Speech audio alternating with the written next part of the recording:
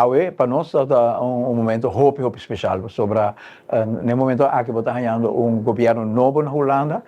No mesmo momento tem membro da Tweede Kamer, ex-Kamer novo que toma assento país luna passada e não está na Aruba para orientação. E nós reconhecemos diferentes caras, amigos de sempre, que tem hopi acaba da Tweede Eerste Kamer, na outra banda, candidato de novo e essa donava a oportunidade também para estrechar o laço de novo que estão como conhecer, pero sacumang também para o novo que está dentro e o qual resulta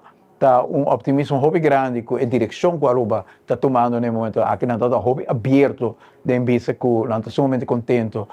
com a forma e acento de governação e atenção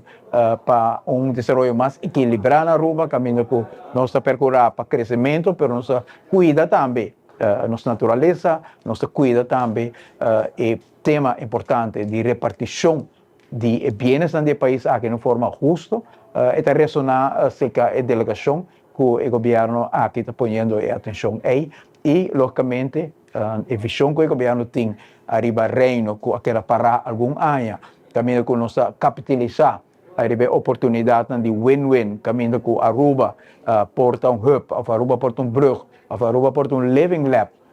para desenvolver que por worden encaminhar junto com o Instituto holandês, maneira TNO, nós temos passado Rietveld Academy Philips, Scheepvaartschool Rotterdam, o tipo de desenvolvimento aí, na mesa apresentar, por exemplo, a relação com o Happy Flow no aeroporto, que o teste na Aruba, que na área marcar, que essa aí na mira, onde Aruba, por do Instituto na maneira Schiphol, ventaja de ter uma relação com isso na Aruba suficientemente desenvolvida para portar certo custo, mas não demasiado grande e tampouco demasiado chiquito. Nós temos hope factor que está Aruba único